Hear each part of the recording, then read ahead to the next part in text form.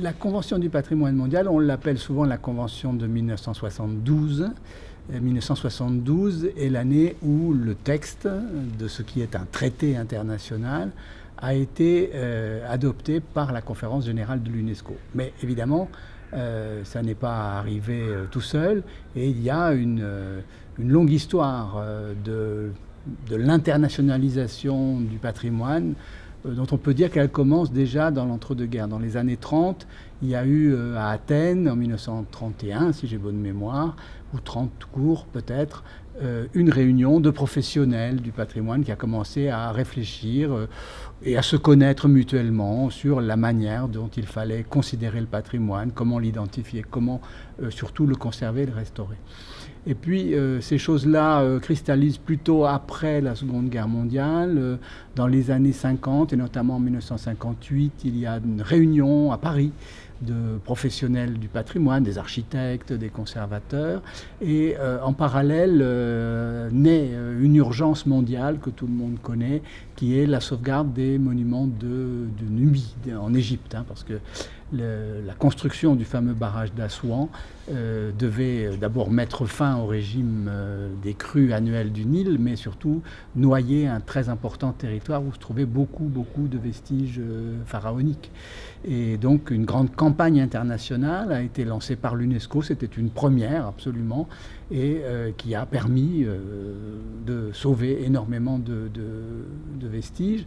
Et au fond, ça a été la démonstration, par l'exemple en quelque sorte, par la réalité, qu'une coopération internationale se justifiait quand il s'agissait de biens dont l'intérêt était plus large que le seul intérêt national de tel ou tel pays. Et donc, sur ces entrefaites, si je puis dire, il a vraiment cristallisé l'idée que c'était une matière pour l'action internationale. Dans le même temps, il y avait aussi ce mouvement de rapprochement des différents professionnels, de réflexion commune, qui aboutit, comme on le sait, à la formation des organisations non gouvernementales dans ce domaine, l'ICOM pour les musées, l'ICOMOS pour le patrimoine au début des années 60. Et d'ailleurs, une des premières conséquences de ça, c'est l'adoption de la fameuse Charte de Venise en 1964 sur la déontologie de l'intervention sur le patrimoine.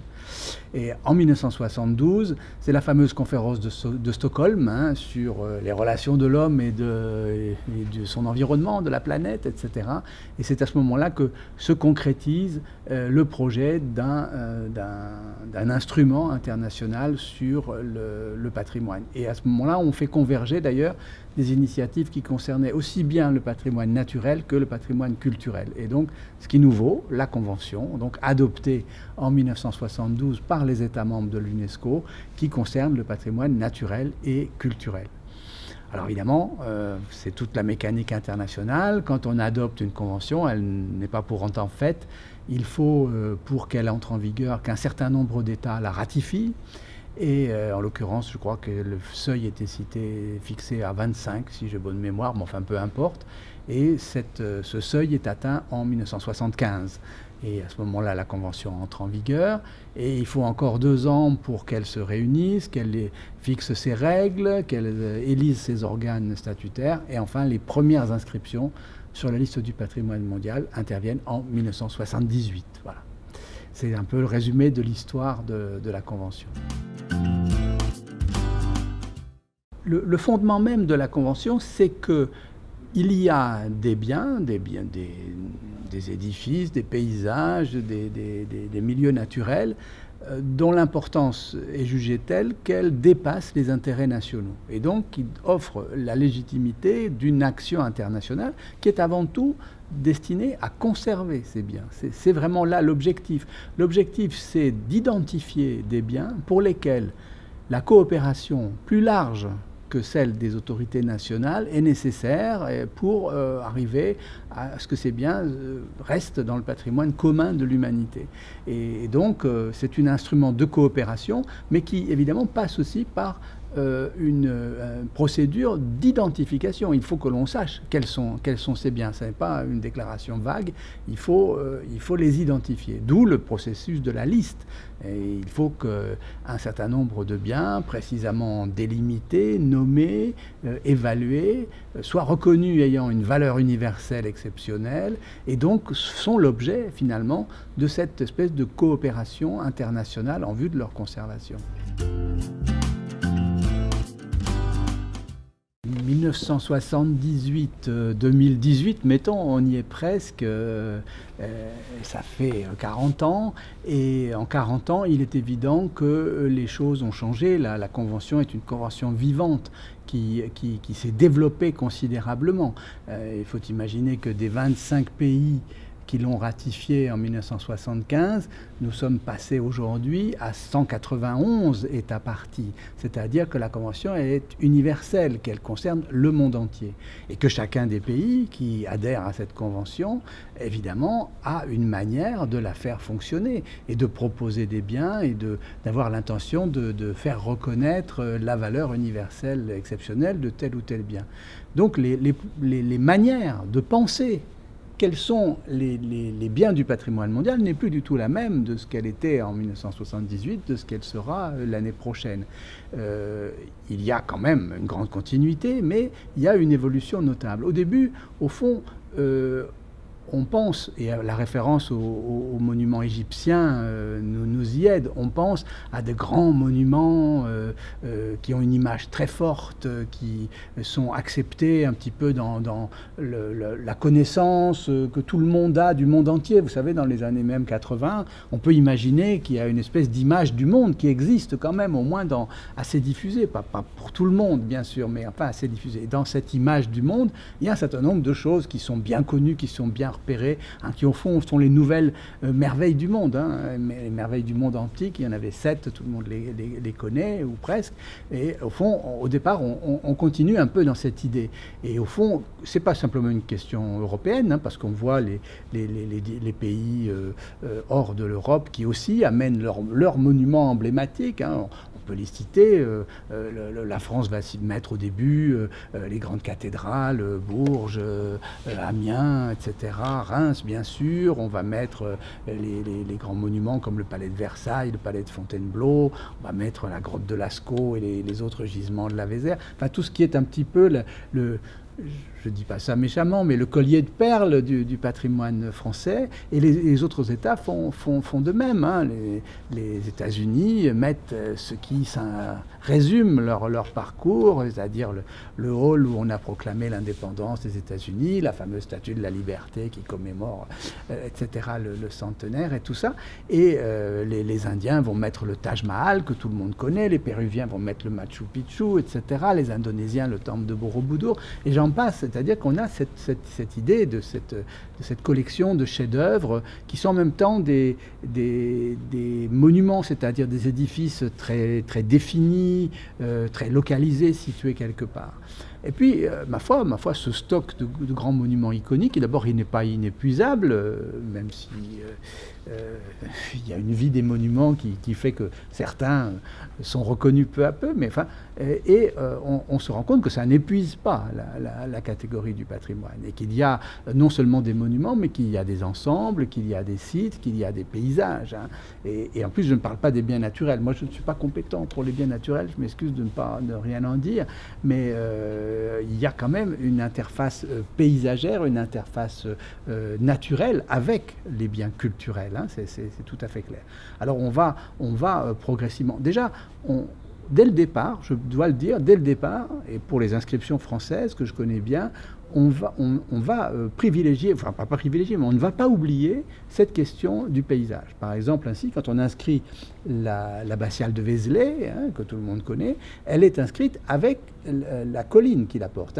Le site, d'ailleurs, le bien patrimonial s'appelle la basilique et la colline de Vézelay. Et quand on regarde la délimitation, elle est assez large, elle prend vraiment le monument et la petite ville de Vézelay dans leur paysage. Du même, De la même sorte, on a fait le Mont-Saint-Michel et sa baie. Hein. On n'a pas oublié la baie, même en 1978, et c'était bien légitime. Et je pense que d'ailleurs, aujourd'hui, il s'agirait plutôt d'étendre ce bien que de le restreindre. On a pris le château de Versailles et son parc, ça peut sembler plus naturel. Mais enfin, bon, cette composante ouverte, elle existe dès le début. Et puis on va se rendre compte qu'évidemment que les paysages en eux-mêmes, et que les ensembles fortement produits par l'homme, et notamment les villes, sont tout à fait des biens cohérents, je veux dire, intrinsèquement des biens qui sont jugés importants pour le patrimoine mondial. Une ville, c'est très divers souvent, et c'est le résultat de strates historiques, architecturales ou autres, d'événements même qui ont pu la modifier, qui ont pu la détruire, qui ont pu la modifier. Donc ce sont des choses plus complexes, mais néanmoins en tant que telles, elles ont tout à fait, quand elles ont une trajectoire singulière, quand elles ont une forme particulière, quand elles ont une situation particulière, elles peuvent tout à fait entrer sur la liste du patrimoine mondial. Et d'ailleurs, il serait presque surprenant de rappeler quelles sont les premières villes à être inscrites sur la liste. Ce n'est pas du tout celles auxquelles on pense, ce ne sont pas les villes d'Europe. Je crois qu'en 1982, la plus ancienne ville sur la liste du patrimoine mondial est une ville du Yémen, qui est Zabid, je pense, à moins que ce ne soit Sanaa. Enfin, vous connaissez ces villes avec ces immeubles, multiples étages bâtis en terre, avec une décoration extraordinaire. Et je pense que là, ce sont des villes qui ont été choisies dès le début parce qu'elles avaient évidemment une image très, très, très forte. Mais ce sont néanmoins des villes avec des rues, avec des places, avec des murailles, avec des édifices publics, avec des édifices privés, etc., etc. Et puis après, on va voir arriver d'autres villes de tout autre type, comme par exemple Brasilia. Brasilia, qui est peut-être une des villes les plus récentes dans l'histoire de l'humanité, mais qui est une des premières à entrer sur la liste du patrimoine mondial. Parce qu'on voit bien que la conception même de Brasilia en fait une véritable œuvre d'art. Et donc, voilà. Et puis après, le chemin est ouvert pour beaucoup d'autres. Et on pourrait d'ailleurs s'étonner un tout petit peu, nous, Français, que Paris ne vient que très tard dans la liste. Il vient en 1991, c'est-à-dire presque plus de 15 ans après les premières inscriptions, et qu'il ne concerne d'ailleurs que les espaces centraux parisiens ouverts sur la Seine. Alors, cette évolution, on pourrait dire qu'elle se place assez à l'intérieur du champ culturel.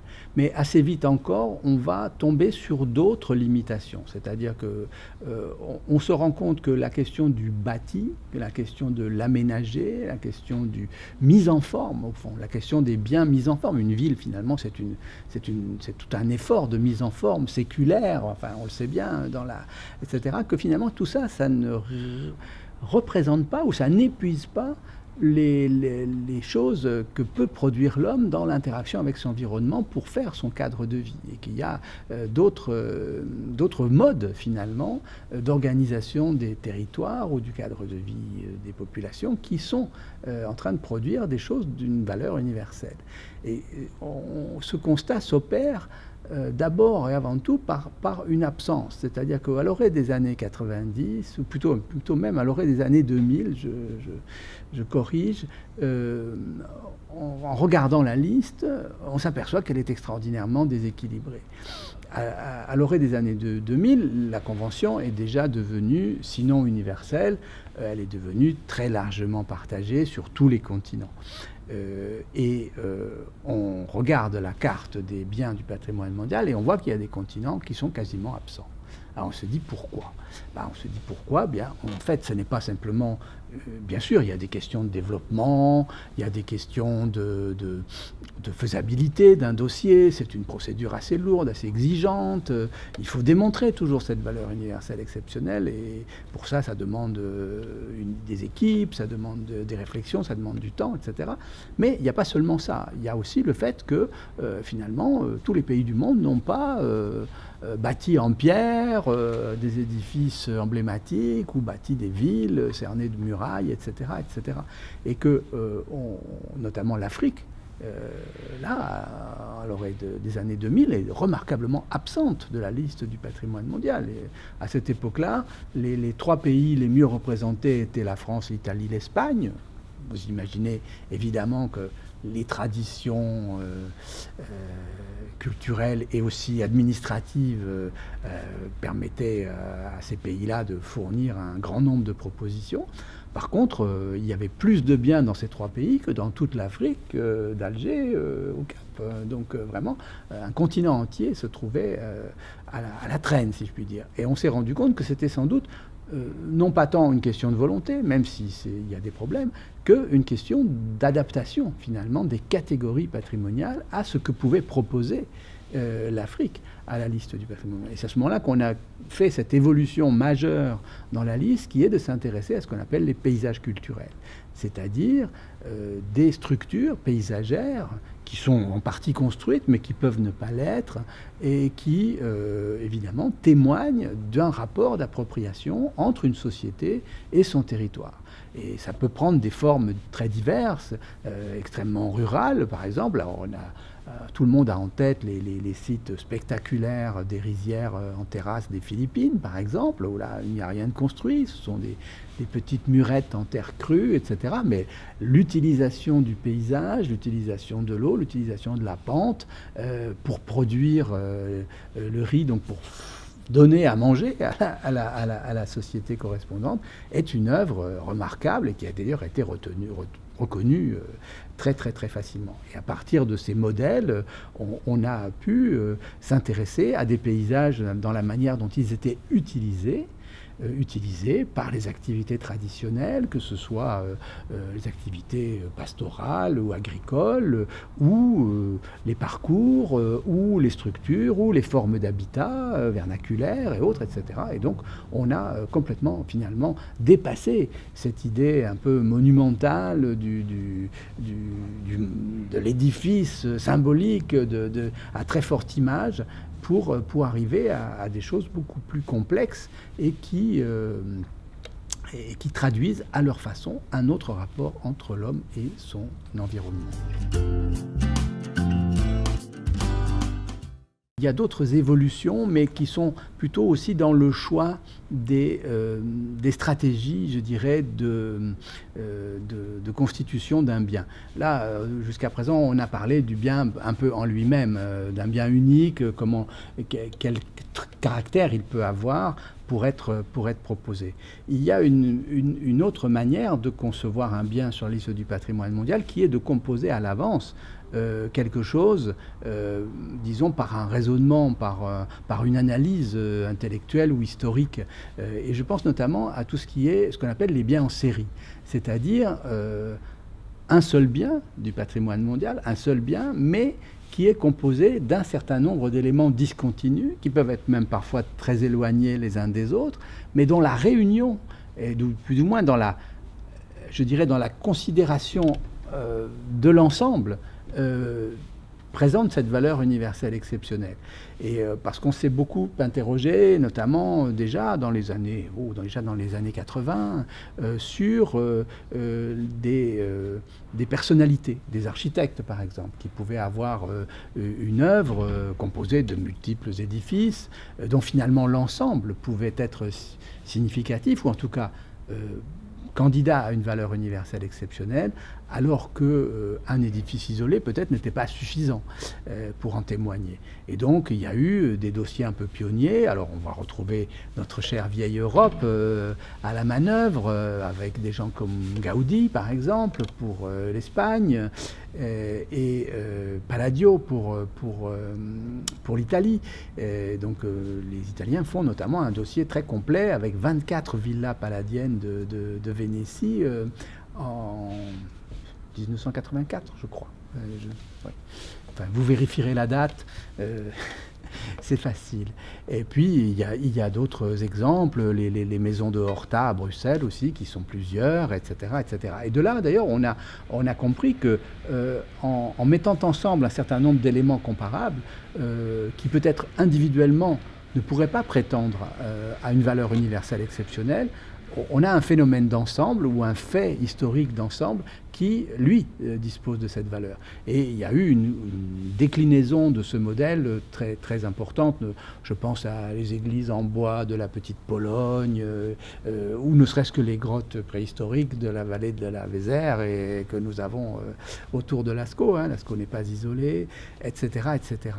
Et ce modèle peut acquérir une dimension parfois impressionnante. Il y a un dossier qui concerne l'arc géodésique de Struve. Alors Struve est un astronome allemand, si j'ai bonne mémoire, qui a mesuré le méridien terrestre à la fin du 19e siècle.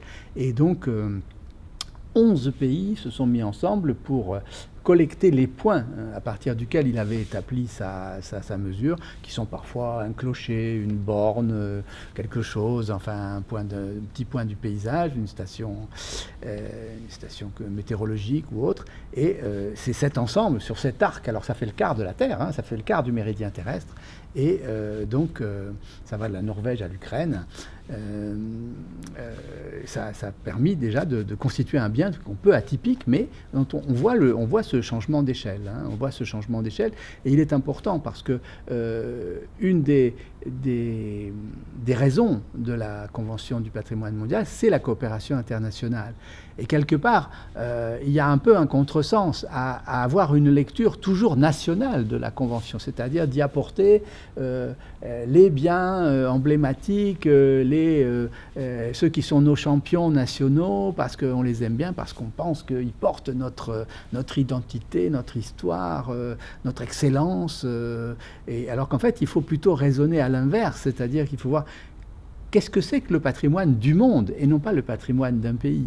Et donc c'est dans ce sens, peut-être je crois que c'est une des meilleures évolutions de la Convention depuis quelques années, c'est un petit peu ce changement de point de vue. Alors il n'est pas général et beaucoup de pays, et c'est bien légitime, et surtout ceux qui sont entrés depuis peu de temps, évidemment, brûlent de présenter des biens qui leur sont chers sur la liste. Mais d'un autre côté, ce changement de regard, qui est donc le changement d'échelle, est quand même d'ores et déjà une réalité. Les pays, par exemple, d'Amérique latine, qui sont, je crois, au nombre de 6, ont conçu ensemble un bien qui est les itinéraires de l'ancien empire Inca, qui est donc un réseau de routes, en quelque sorte, qui les traverse et qui les unit, et qui représente en même temps cette civilisation disparue. Et c'est à 6 qu'ils se sont mis pour faire ce dossier patrimoine mondial. Et on voit très bien que là, la question de l'échelle, la question des frontières, tout ça a tendance un petit peu à disparaître.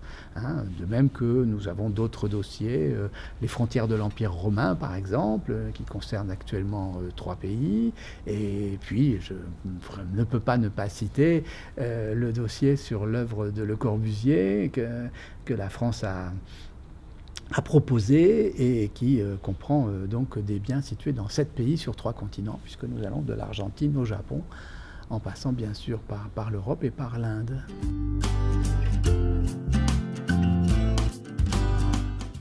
Certainement, au départ, et encore une fois, je ne fais pas une critique, ça n'est pas illégitime, mais au départ, les catégories patrimoniales, et il se passe la même chose d'ailleurs pour nos propres institutions patrimoniales françaises. Au départ, les catégories patrimoniales sont celles de l'histoire de l'art.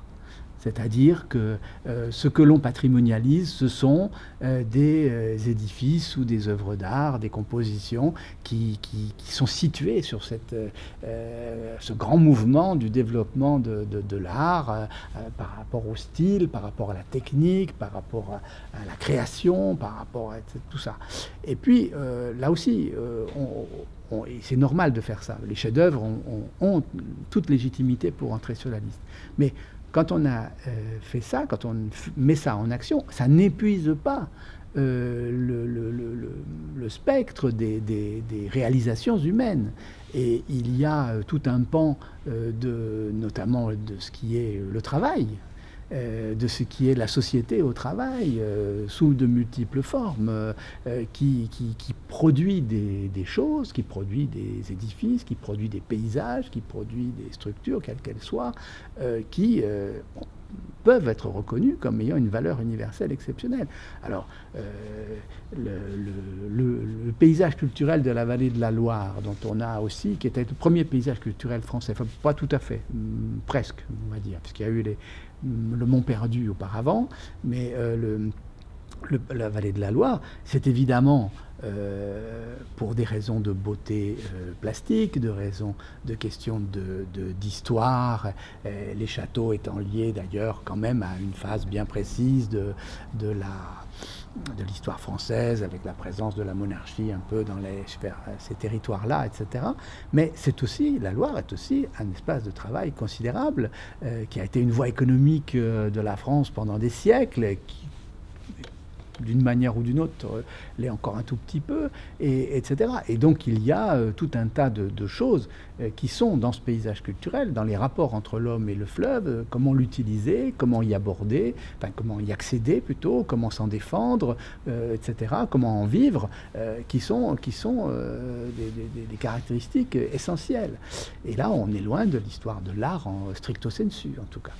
Et donc il y a d'autres dossiers qui ont suivi ce chemin. Par exemple, les Causses et les Cévennes, qui est le dossier de l'agropastoralisme. Alors là, on est dans un paysage immense, ouvert, relativement aménagé, quoi qu'il n'y paraisse pas, mais enfin quand même. Et c'est vraiment l'activité de l'agropastoralisme, dans tout ce qu'elle peut avoir d'ailleurs d'immémorial dans ces espaces méditerranéens, mais en même temps de purement lié au travail des hommes et à la manière dont une société s'équipe pour se nourrir et pour assumer ses besoins. Et je ne peux pas non plus ne pas citer le bassin minier du Nord-Pas-de-Calais, qui lui, alors autant les Causses et les Cévennes donnent une image de soleil, de paisible nature. Évidemment, le bassin minier, c'est le charbon, c'est la peine, c'est la peine des hommes, etc. Ce sont des conditions de travail finalement qui sont épouvantables, au fond, si on devait les juger avec un peu de distance. Maintenant qu'il n'y en a plus, maintenant que plus personne n'est au fond de la mine, on peut... Et ça, il y a à la fois un patrimoine technique, un patrimoine humain, en matière d'habitat, en matière de paysage, en matière de technique, comment ces techniques ont permis à la société d'avoir l'énergie, d'avoir de l'énergie, de la force productrice qui a permis un développement économique. Ceci, c'est quand même 2 siècles d'exploitation du charbon. Ça n'est pas rien. Et là encore, même si l'architecture de l'habitat dans le bassin minier, on peut très bien l'analyser en termes d'histoire de l'art, il n'y a aucune difficulté. Néanmoins, ce n'est pas ça le cœur du dossier, évidemment.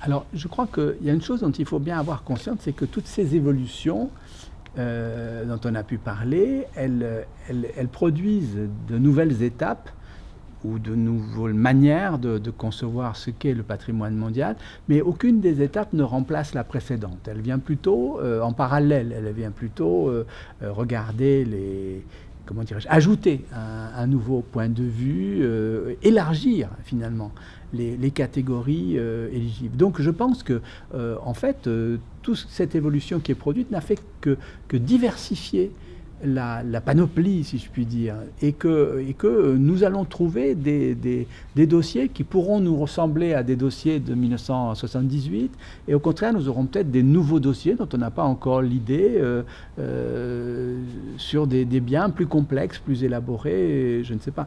Je pense quand même qu'il y a une tendance évidente à consolider les évolutions. Je crois que la catégorie des paysages culturels n'est pas près de disparaître de la liste, et je crois qu'aujourd'hui aussi, un État y regarde à 2 fois avant de proposer, on va dire, un monument isolé.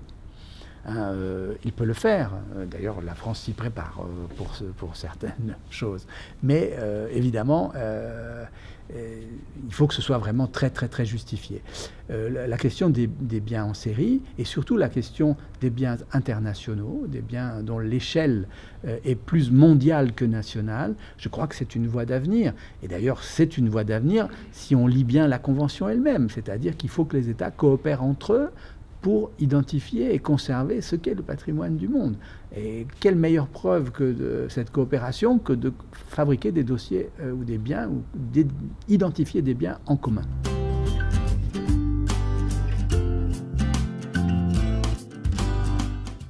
Moi, je pense que cette Convention du patrimoine mondial, elle est ce que les États veulent en faire. C'est-à-dire que c'est la participation des États, c'est leur, comment dirais-je, leur désir d'y entrer et de la faire fonctionner qui est la vraie richesse.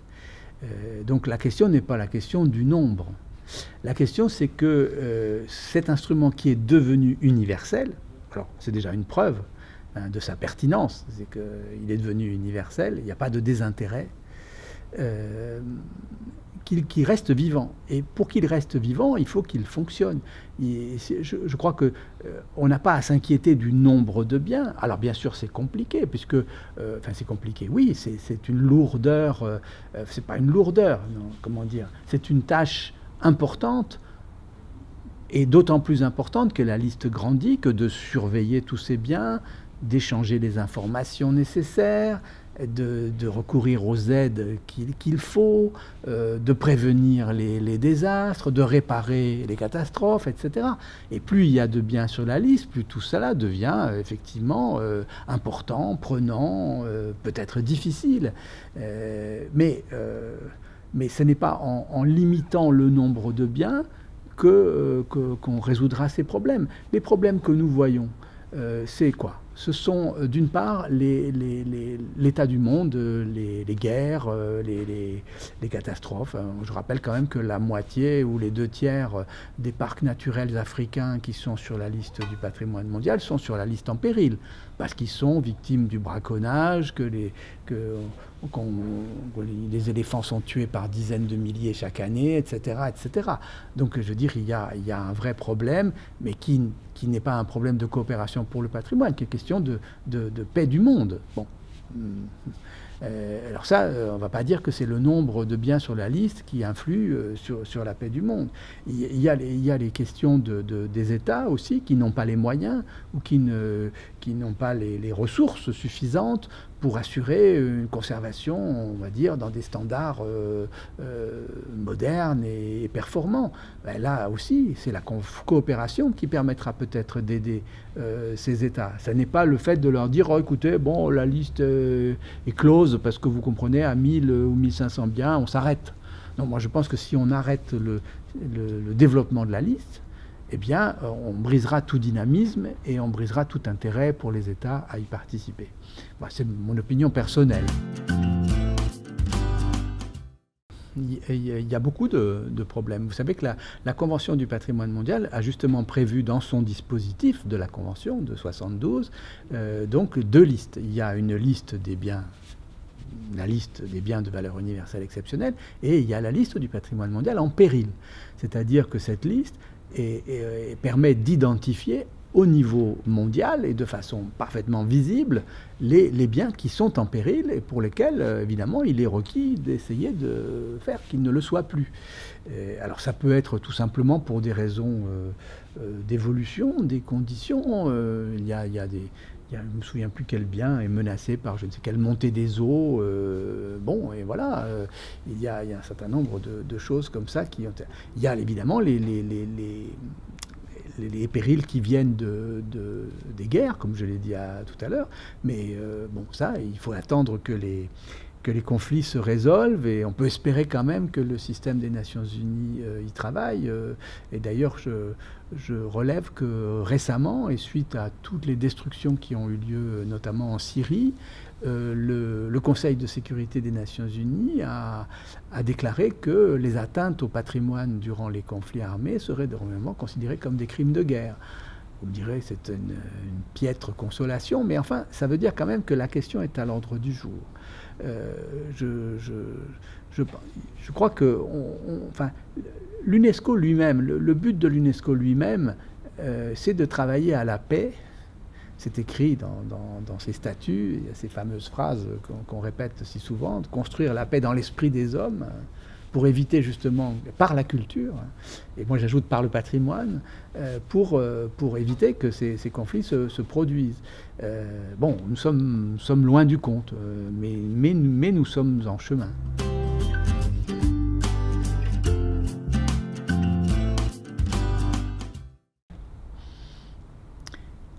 Écoutez, moi je crois que La philosophie même du patrimoine mondial, elle tient en quelques mots à peine. C'est la prise de conscience que nous n'avons qu'un seul monde et que nous n'avons pas de rechange. Et que finalement, tout ce qui se passe sur la planète concerne tout le monde. Parce que finalement, c'est le système des nations, des frontières, des égoïsmes nationaux, des nationalismes, etc., nous empêche de penser à ça. On a l'impression que si on fait ce qu'on doit faire dans nos frontières, on a fait ce qui nous importe. Et ce que la Convention du patrimoine mondial nous dit, c'est que non, c'est que on n'a pas fait ce qui nous importe. On a fait ce qui importe à quelques-uns, mais on a un seul monde, et c'est ce monde que nous devons connaître et gérer. Et gérer, oui, apprécier, conserver, cultiver, préserver, etc., habiter. Et donc, voilà, le patrimoine mondial, ce sont des biens exemplaires, et ce sont des biens spécialement choisis parce qu'ils apportent un témoignage extrêmement remarquable, extrêmement singulier sur l'histoire du monde, sur la trajectoire de l'humanité. Dans toutes ces modalités, on vient d'en parler, ça peut être des hommes préhistoriques, on a mis la grotte Chauvet, la grotte Chauvet c'est il y a 30 000 ans, nous n'avons aucune idée de qui étaient ces gens, ni pourquoi ils faisaient ça, ni d'où ça leur venait, etc. Ils ont réalisé ces peintures qu'on a conservées miraculeusement, et ça appartient à tout le monde. Et puis c'est à la fois les cathédrales du Moyen-Âge, et c'est à la fois les mines de charbon dans lesquelles les ouvriers mouraient de silicose à 60 ans. Donc c'est tout ça. Et c'est une conscience, c'est une définition finalement de ce qu'est notre héritage en tant qu'humanité. Alors les médiateurs, j'ai l'impression évidemment peut-être de leur faire un mauvais coup, parce que c'est difficile à faire passer, surtout quand on est en train de commenter un portail roman ou des fresques ou je ne sais quoi. Mais au fond, chaque chose à sa place, elle ne veut dire que ça. Enfin, du moins, c'est mon état d'esprit, ma position.